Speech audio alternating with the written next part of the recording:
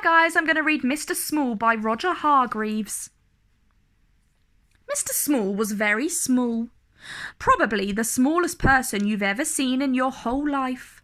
Or perhaps the smallest person you've never seen in your whole life, because he was so small you probably wouldn't see him anyway. Mr. Small was about as big as a pin, which isn't very big at all, so perhaps we should say that Mr. Small was as small as a pin. Mr. Small lived in a small house underneath a daisy at the bottom of Mr. Robinson's garden. It was a very nice house, although very tiny, and it suited Mr. Small very well indeed. He liked living there. Now, this story is all about the time Mr. Small decided to get a job. The trouble was, what sort of job could Mr. Small do? After all, there aren't that many small jobs. Mr. Small had thought about it for a long time, but he hadn't had any ideas. Not one. He was thinking about it now while he was having lunch. He was having half a pea, 1 crumb, and a drop of lemonade. Mr. Small thought and thought while he was eating his big lunch, but it was no use. Thinking just made him thirsty, so he had another drop of lemonade. I know, he thought to himself. After lunch I'll go and see Mr. Robinson and ask for his advice. So after lunch he left his house and walked to Mr. Robinson's house at the top of the garden. It was quite a long walk for somebody as small as Mr. Small, and halfway there he stopped for a rest. He sat on a pebble, feeling quite out of breath. A worm crawled by and stopped. "Good afternoon, Mr. Small," said the worm. "Good afternoon, Walter," said Mr. Small to the worm, who he knew quite well. "Out for a walk, are you?" asked Walter. "Going to see Mr. Robinson," replied Mr. Small. "Oh," said Walter. "About a job," added Mr. Small. "Oh," said Walter the worm again, and crawled off. Walter was a worm of very few words. After he'd rested for a while, Mr. Small set off again and walked all of the rest of the way to Mr. Robinson's house without stopping once. When he got there, he climbed up the steps to Mr. Robinson's back door. He knocked at the door. Nobody heard him. He knocked again at the door. Nobody heard him. The trouble was, you see, that if you're as small as Mr. Small, you don't have a very loud knock.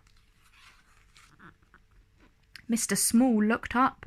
There, high above his head, was a doorbell.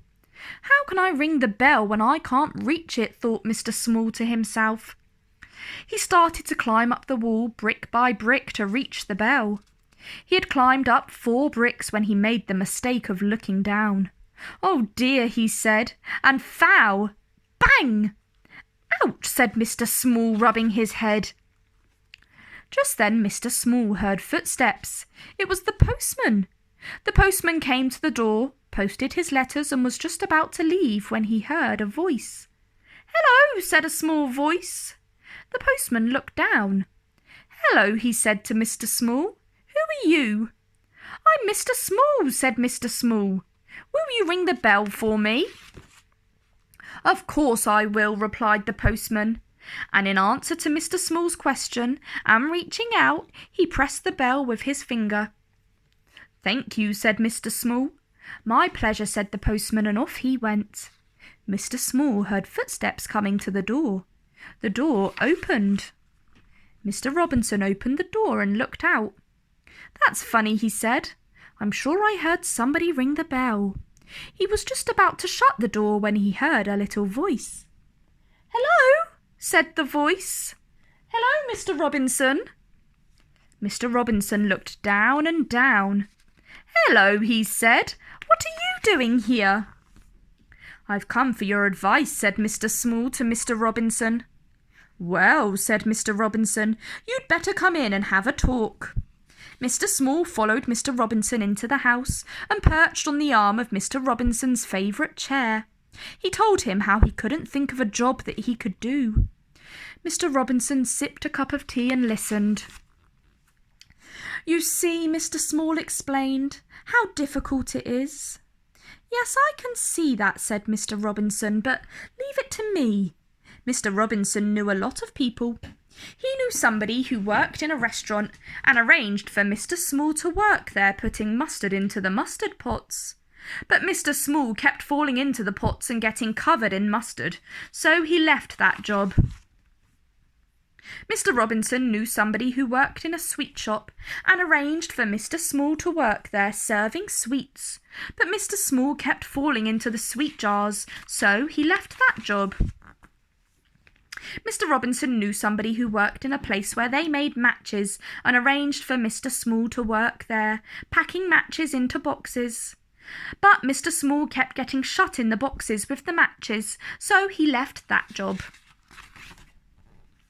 Mr. Robinson knew somebody who worked on a farm and arranged for Mr. Small to work there, sorting out the brown eggs from the white eggs. But Mr. Small kept getting trapped by the eggs, so he left that job. "What are we going to do with you, Mr. Robinson?" asked Mr. Small one evening. "Don't know," said Mr. Small in a small voice. "I've got one more idea," said Mr. Robinson. "I know somebody who writes children's books. Perhaps you could work for him." So the following day, Mr. Robinson took Mr. Small to meet the man who wrote children's books. "Can I work for you, Mr. Small?" asked the man. "Yes, you can," replied the man. "Pass me that pencil and tell me all about the jobs you've been doing. Then I'll write a book about it. I'll call it Mr. Small," he added. "But the children won't want to read a book all about me," exclaimed Mr. Small. "Yes, they will," replied the man. "They'll like it very much. And you did, didn't you?" The end. If you enjoyed that story, like down below and subscribe to my channel.